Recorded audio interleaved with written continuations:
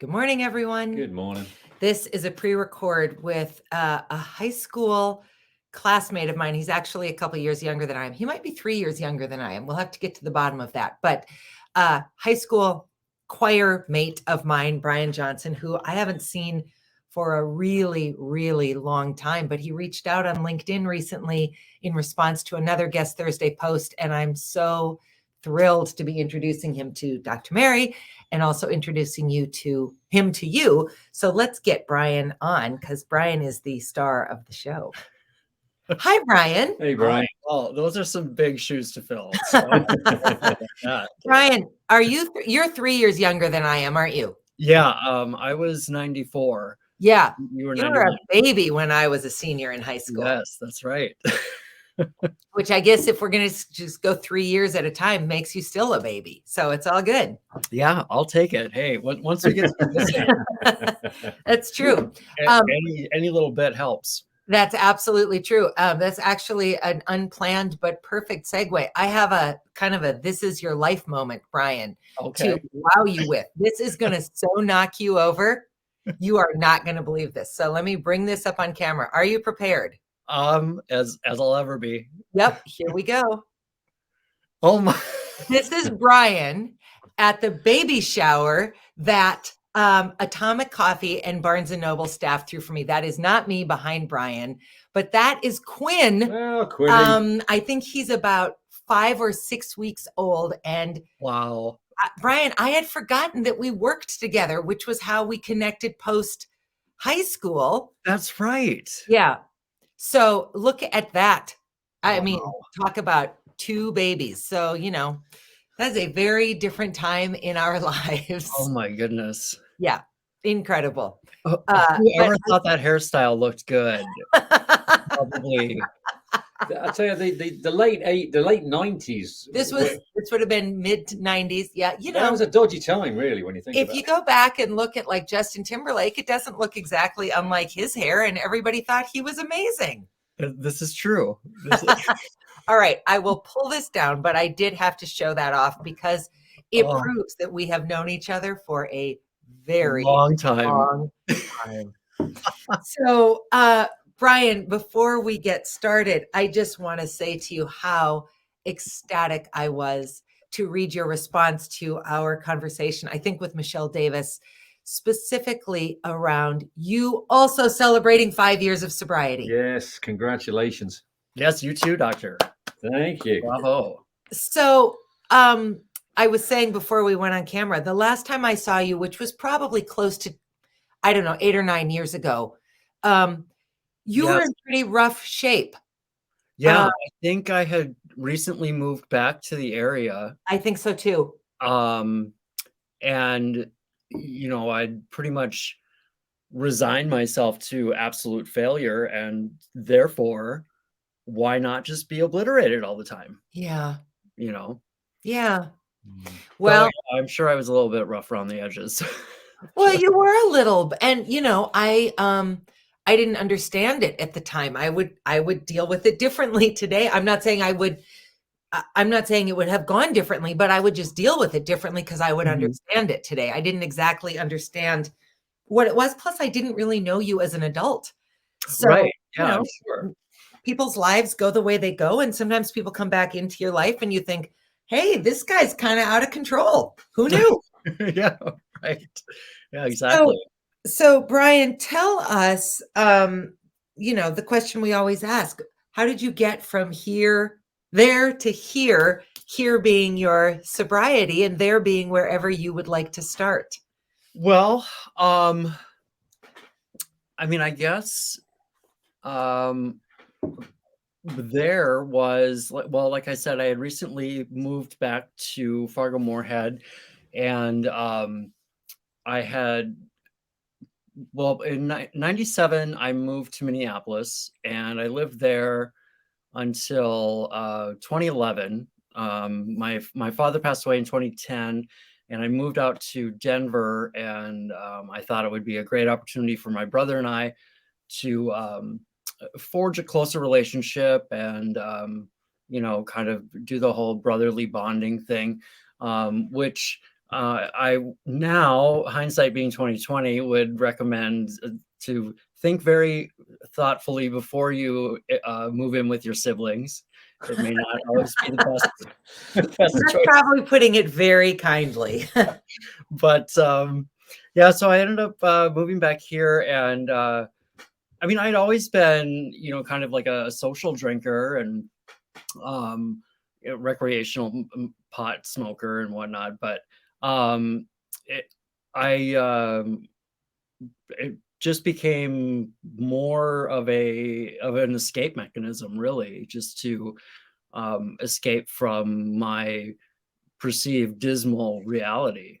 Um, and I mean, I guess before you know it, you're dealing with not only like the monkey on your back, the proverbial monkey on your back, but um, a physical dependence to this substance in order to function. Yeah. And I had fast forward a little bit, probably to, well, almost 6 years ago now. It was right after Trump got elected, in fact. And I remember going to work the next morning. I had been into my tenure at Wells Fargo for roughly 5 months or so. And, at this point, I was probably putting down like a 175 of whiskey nearly every day. And I'm a skinny guy. And You're so skinny, Brian. Yes. I mean, that's a lot of alcohol for anyone in a 24-hour period. Yeah. But in order for me to like walk and talk and literally function, I had to be just inebriated. Yeah. And so my boss had pulled me into the office one day after, I was having a really difficult time balancing my teller drawer, and, I just reeked like stale booze. And she is a recovering alcoholic herself. And so, she was very compassionate, but, very realistic, and just said, the good thing is that Wells Fargo has, the leave and, different benefits that you can take advantage of to get the help that you need. And I think for me, that was really, it was a compassionate approach. And I also, that time, I really wanted to make a change. Yeah. And I really, I mean, I had done some outpatient treatment plans in the past, and I had gone to AA meetings, and more than anything, AA meetings just made me want to drink even more, listening to all the Sorry, I don't mean to war laugh. stories. Yeah. But seriously, it was like, you'd go in and you'd hear all these stories of past experiences of people, and I would leave those meetings, and I would 9 times out of 10, I would go back to a liquor store. Yeah. So I ended up going to the Pride Institute in the Twin Cities for 30 days. And I think it was the best course of action for me, because it got me, for me, I think inpatient was needed because it got me out of the environment that I had become so codependent upon. Yeah. So, Well, congratulations. Yeah. It's Yeah. incredible. I have said many times that when I could go visit Maz in inpatient, we would be sitting at long tables. So he and I would be on one end, and another person and whoever was visiting them would be at the other end. And so you could hear a lot of conversations. And I just will never forget a guy who was probably in his late 20s sitting at the end of the table. And I'm assuming he was talking to his mom. And he said to her, I don't want to leave here because my girlfriend's drinking. My friends are all drinking. How am I going to go home and not drink? And I think that's such a missing piece of the puzzle. Like, you're in this bubble. And I'm not saying that the bubble is easy. I can't speak to that. And I wouldn't pretend that it is. But you don't have access to anything, or it's much, much harder to get access. Right. And then you're just like shot back into the real world. And somehow you're supposed to know how to navigate your old life or find a brand new one, your old set of friends or find a brand new set, your roommates, all those things. That feels crazy. We don't say to a cancer patient, you know what? We've cut the cancer out. Don't come No. back. Go find a new life. Yeah, Godspeed. We have a whole long-term system, and I understand that that's what AA can be for people, and there's lots of ways to do that. But it feels like we're just shoving people out a door and shutting the door and saying, yeah, you're probably going to, because it's really, well, and one of my frustrations with on that side of it is with the health insurance and just the general, healthcare system in this country. I mean, there were towards my last like week and a half in treatment. I mean, I remember being in the administrator, in the secretary's office several times with, basically my dorm room stuff all packed up because I was anticipating my insurance to say, okay, you're done, you're cured. Luckily that didn't happen, but I saw a lot of people where that was the case. But yeah, upon your release, it's kind of Pride was pretty good about trying to get you set up with resources. It was more difficult for them because, in my case, because they don't really know what's going on up in Fargo-Moorhead per se. So I did have to do a lot of kind of like looking on my own. I knew where I did not want to go. And I actually kind of stumbled upon continuing sort of, I forget now what it's called, like a low intense outpatient or something to that effect. Okay. At Anchorage in Moorhead. And that program really worked well for me. The counselor there at the time was really into smart recovery and cognitive behavioral therapy, which I found to be much more effective than the 12-step program. Sure. I need that, like, science-y brain piece of it. Like, Yeah. I don't know what's going on in here because of the alcohol. Not so much, I don't need the whole spiritual connection. That's just doesn't resonate with me. Sure. Well, it's been really incredible to learn the various paths people have taken to find certainly for me sobriety, because we just have such a limited experience. We've got one person who tried one thing that worked. Yeah. So it's a very small test sample. We would not be getting any national grants around our extensive research. That's for sure. So Brian, I was also very sorry to read that your mom has just died. Yeah. I'm really, really sorry about that. Thank you. But I loved what you said, which was, in essence, I can't imagine going through this if I wasn't sober.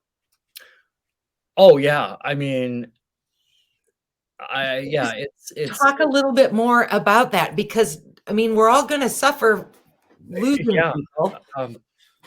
Well, it happens so quickly, and all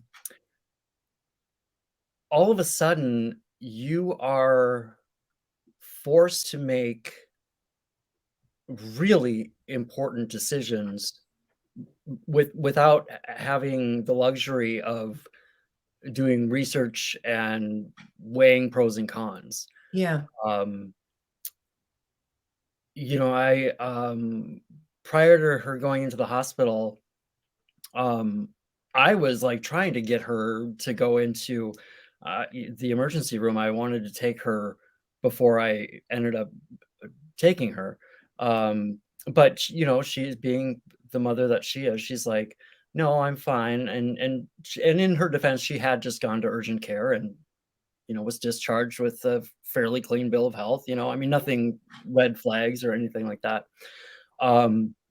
But when I I had checked on her, so I work from home, um, and I checked on her during one of my breaks, and I knew something was terribly amiss, and I suspected that she had suffered a stroke.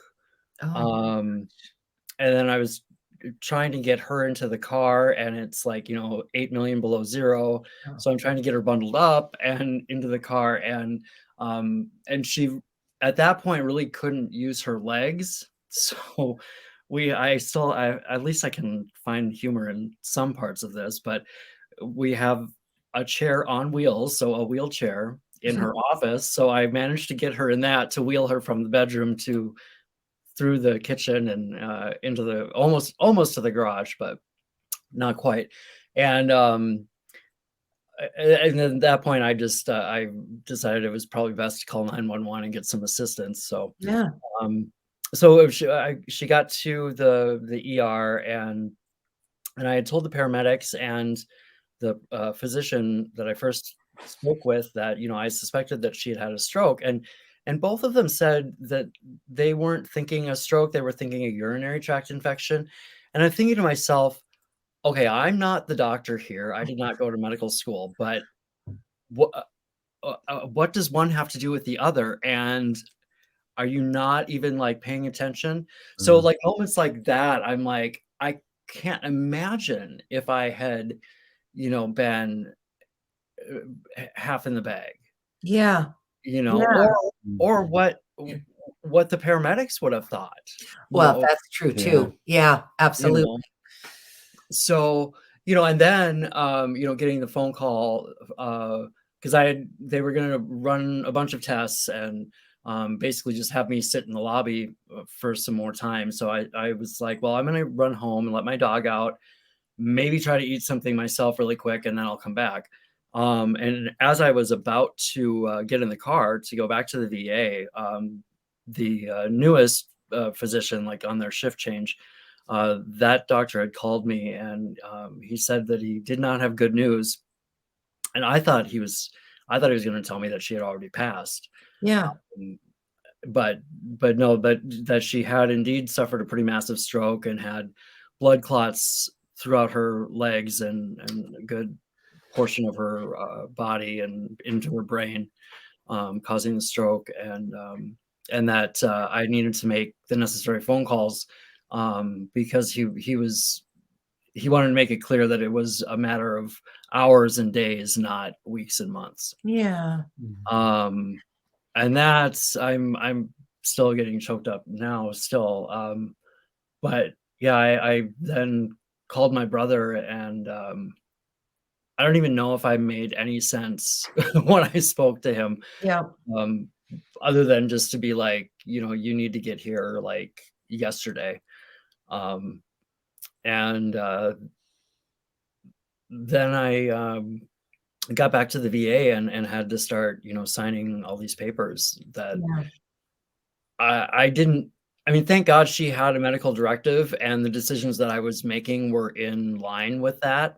Yep. Um, but at the time that I was making the decisions, I did not know that she had a medical Oh, approval Mm. or whatever. So I was just going off of what I kind of remember all of us talking about as a family, um, and running it by my brother, and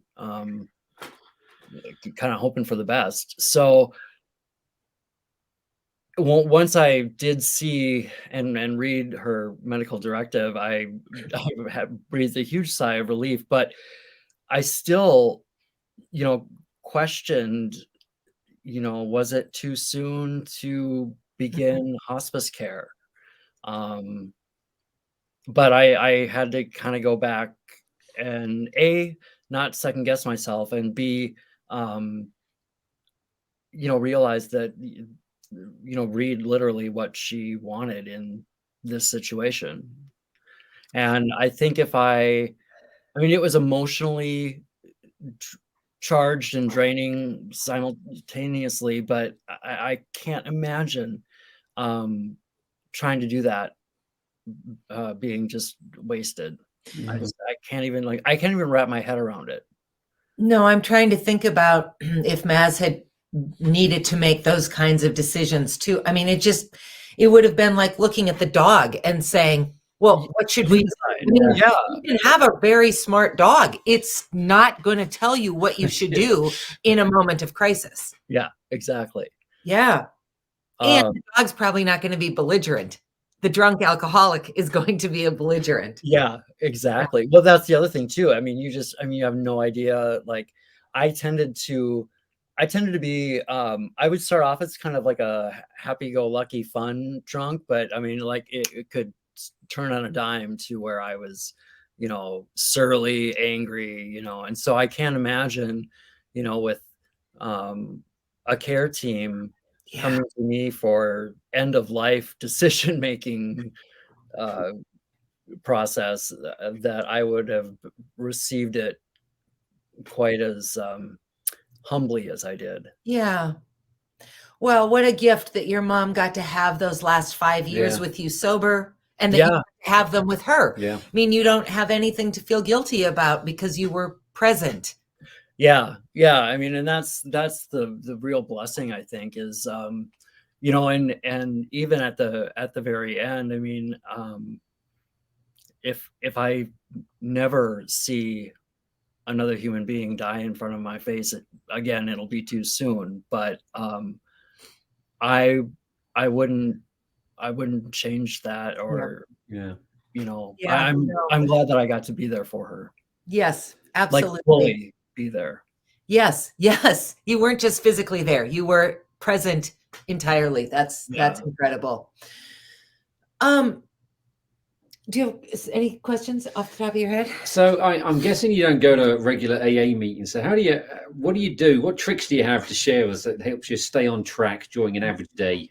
Well, um, I don't really have a whole lot that I sort of like religiously do. When I was first out of treatment and still new into sobriety, and I guess depending on how you look at time, I could still be relatively new to sobriety, I suppose. But um I did a lot of like the cost benefit analysis.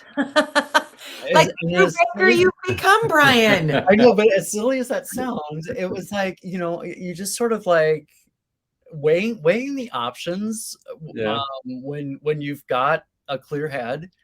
Um, it really kind of uh, allows you to really weigh them without with minimal bias, I guess, because you're not coming at them with like an ulterior motive.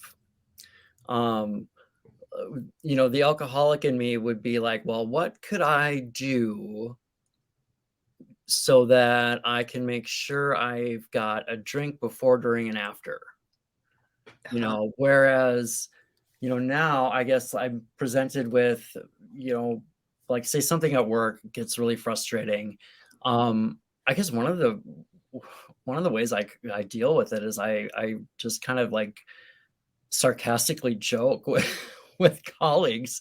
Like, if I'm really frustrated about something, I'm like, well, you just better hope that I don't start drinking again. And I know that's not something to joke about, but Well, you can joke about it as the recovered alcoholic. yeah, I mean, for me, it actually kind of helps me sort of lighten the load, see the humor in it, Sure. a little bit. A lot of my colleagues are like, "Oh my God, no, don't jeopardize your sobriety, or what have you." Yeah. And I get the magnitude of it, but yeah, I guess I try to find the lighter side of things. I try not to take things so seriously, and in general, I have a tendency to do that anyway. So, um, uh, I guess those are the cost benefit analysis, and just trying to find the humor in things, really. It's Well, funny. that's a fantastic attitude. Also. I just posted, I don't know, maybe on Saturday on the Daily Dose Facebook page, a one square comic. So it's a man sitting in a chair and his wife's coming in behind him and he says, "What? I taught the dog to shake." And the dog's got a martini shaker. And I thought it was hilarious myself. I had a moment where I thought, okay, is this in poor taste? And then I thought, if you can't laugh at the stuff that you've struggled with and worked through and overcome, then almost what's the point of overcoming it? We have to be able to laugh about the stuff that was so awful that you either laugh or cry. Yeah, it's true. And even like finding humor in some of the events right around my mother's death, part of me is like, oh my gosh, there's absolutely nothing funny about that. And I'm thinking to myself, I'm like, there was something where if my dad would have been alive, he would have been poking so much fun at the situation. And I just started bursting out laughing. I can't remember what exactly it was. I think it was something at the funeral home, but I'll think about it probably later on tonight. But I just remember it being like so kind of out of context. But Yep. And my brother actually found it pretty amusing. Not quite as funny as I did, but it was just one of those moments where everyone in the situation is just so somber and melancholy, and I'm just like on the inside, like just dying of laughter. Yep. And Well, that actually gave me some comfort. Yes, absolutely. The reality is those of us who live have to keep living. And that's the thing. I mean, and it's not a trivial thing. It's not like oh, my mom is dead. Isn't that hysterical? It's a funny moment in the larger context of this very sad thing, or a funny comment in the larger context of your sobriety. Mm-hmm. Because if we can't laugh about it, then life is just pretty miserable. Yeah. And for my sake, for my part, I want us to celebrate that we got through it, not to bemoan that we went through it. Yeah, exactly. And I think that's a really good point. Yeah. And I found that some of my previous attempts at treatment that were more of the 12-step base and faith-based, like I said, for me, it just didn't resonate. And I think that was one of the reasons why it felt like we had to just beat to death that we were alcoholics. And it's like, all right, I think the horse is dead. Right. I went to 2 or 3 Al-Anon meetings with some really lovely people. My rejection of Al-Anon was not because of the people I was in the room with, but I could not understand how in the world I would choose to be part of something that started basically with, well, I'm a pretty bad person because I married an addict. But yeah, I know. Like, that's my baseline. I'm not a bad person. He's not a bad person. Some bad decisions might have been made, but get in line. Right. Yeah, exactly. We go back to this picture. This baby right here is the product of a real bad decision. Yeah. Okay. That's okay with me. I can celebrate that. I don't need to hang my head for the rest of all time. Right. So you don't need the scarlet letter? Yeah. You don't need one dangling right? Great big A. Yeah. Yeah. I mean, I just, and the same I think is true for people who get, well, even for people who don't get to the sober side of addiction. They're not bad people. They're making difficult decisions that have they're making those decisions with the tools that they have. Yes. Yeah. Yes. That's a really great way to say it. So yeah, this whole kind of beat myself up because of that. If it works for you, outstanding. It sure did not work for me as a spouse. Yeah. Yeah, and it's funny. Well, it's not funny, I guess, but my mom is a big advocate for Al-Anon. She she first started going back in the early 80s when my dad went to treatment. Because I think I was 5 or 6, I believe, when he went and got sober and remained sober for the rest of his life. So, Wow. and he was like Mr. Rah Rah AA. Yep. And then my mom started going back to Al-Anon after I had gone to treatment, and she just that was like one of the things that she looked forward to every week was her Saturday meetings. Yeah. And even when the pandemic hit, I helped her set up Zoom so that she could maintain those meetings. And when I met some of those ladies at her funeral, just what a neat bunch of women. Yeah. Yeah. Again, my rejection was not of the people who were at the Yeah. meeting. My rejection was just of the format of the meeting. It's just not how I want to acknowledge. Well, that's how I felt about AA for me. Yeah. Too. It felt too punitive and just self-deprecating and not in a funny Not in a funny way. No. No. That's weird. I don't know. I know loads of people who see it like that. I just see it to me as like I go there. We read the promises, the 12 steps, that why we're here, and I just think, yeah, I'm here because we're all here because we're all the same, and I don't read anything deeper into that. And then it's just a place of let's have some free therapy without judgment. Fellowship and the community aspect of it. I think that is that's one thing that I did really take away from it that I thought was really invaluable. Because it is like it's sort of like a level playing field for everyone. Yeah, absolutely. But what I don't get is when Dayna explained to me what happens in Al-Anon, I'm sorry, they have to address the 12 promises too, but they're not addicts. Yeah, it felt really weird to me. I just thought, why am I chanting the same thing he's chanting? And more importantly, why am I chanting? I don't chant. Yes. Like that was my thing. I was like, don't boss me into chanting. We don't chant them. One person reads them. Yeah, no, I just whatever. It didn't work for me. It does work for many people. How outstanding that it works. Oh yes, and absolutely. In your case, and to a lesser extent in my case, how great that other things work. Yeah, indeed. I mean, when I was at Pride, I'm rather I can be rather stubborn at times. And I remember like one of the first program days where it was sort of like in that evening time after dinner where there were some programmed activities, but there was also like sort of like an open time.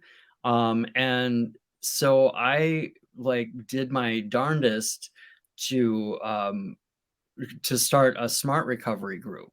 Because we had Alcoholics Anonymous and Narcotics Anonymous and Crystal Meth Anonymous and all the anonymous groups.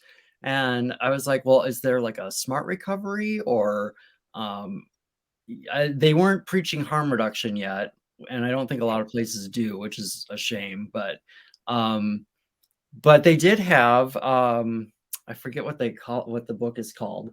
I can almost see it on my shelf, but I've got to grab it. It's okay. No worries. Just having a little inner dance monologue. That was a musical interlude. It's called The Small Book as opposed to The Big. The Big Book. Right, I've seen this. I haven't read it, but I've seen this. How is it, Brian? It's pretty good. I mean, it's rational recovery, and so it's a little bit different than smart recovery, but okay. It's just a different approach. Yeah. And I think that we as a society would be more successful in treating addictions if we offered people more choices. across the board. Yes. It's just like we'd be more successful in educating children if we offered lots of ways to learn. That doesn't make it easy. The easiest thing is just, this is the system, get in line. Yeah. But we know, I mean, people like you and I, Brian, who took like 80% music and English and art classes, and With then our tiny 20% because we had to, everything else, Yep. you know, maybe a different education system might have done different things for us. Very true. Yeah. Very true.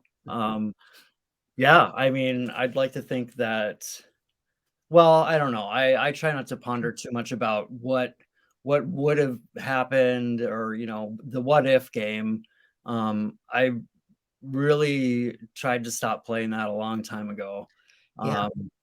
And I think, you know, when I quit drinking, that was a good first step in getting over that game. Mm. My mom's passing, I realized really quickly that, well, actually, a friend of mine and colleague that I work with, got that out of my head really quickly. Yeah. Because that is, I think, a road that you can go down that doesn't lead to a very happy place for anyone involved. No. So yeah, I mean, but you do have a point, and you know, it's, you know, what is the harm in having a whole buffet available? Right. We're gonna Right. overeat on information. Yeah. Yeah. I mean, Hey, Brian, tell me one more time. I think I can do this. What's the name of the book? The small book? the small book. It's yeah, I can. Who's it by? It is Jack Trimpe. Trimpe? Yep. Trimpey. Here, let's see if I can put this, if that'll show up. It may not show. Oh, yeah. You know what? Of course, it's not going to show up because this is not a live recording. All right. I'll just make sure that we get it into the meeting, or to the minutes. Well, Brian, I have thought about you a lot over the years and wondered how you were. And I'm sorry that I only ever thought about you and never reached out to you, because how could you have known I was thinking about you, since I never told you that I was? But I was just so thrilled to see your post last week, and to realize that however you figured out how to get to the other side of your addiction, you've gotten there. And I just could not be more pleased for you. Thank you. Yeah, thank you. It's it, you know, it certainly wasn't easy. And I can't thank my mother enough. I mean, she really, God, she put up with a lot. But she also was, I think, my biggest advocate Yeah. and biggest supporter. And I know that there were times when she was about done with her support. Yeah. Yeah. But yeah, I mean, anybody who is struggling with it, I mean, I won't sugarcoat it. It's not easy. There are going to be really difficult times, and there are going to be times when you question everything, and you're going to want to go back to what is easiest. Yeah.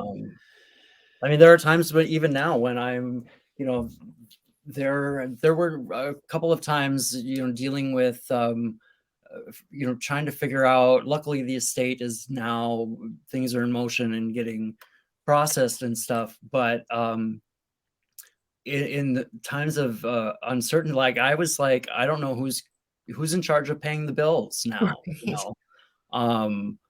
You know, there was a trust, but there was no money in the trust, and there's this and da, da, da, da, and all this. And, you know, there were times when I'm like, I don't have anybody watching, not that she was watching over my shoulder, but I don't have anybody to question me if I walk into a liquor store and get a bottle of something, Yeah. But at the end of the day, I'd still have to live with myself. I was going to say, now you have yourself sitting on your shoulder. And don't forget your cost benefit analysis, Brian. It's never going to pay out.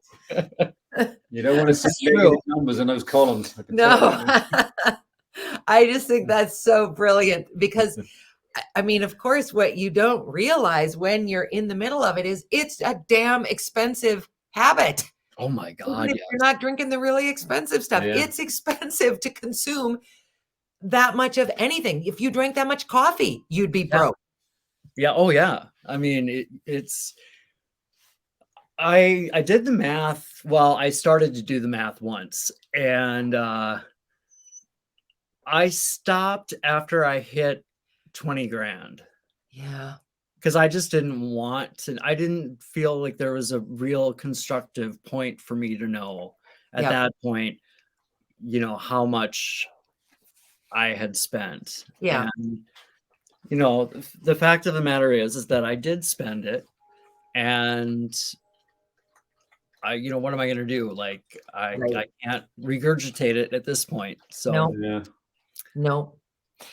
All you can do now is just keep it in the back of your mind and let that help you stay on the path you're on, because you're clearly on the right path. Yeah, absolutely. And that's just delightful.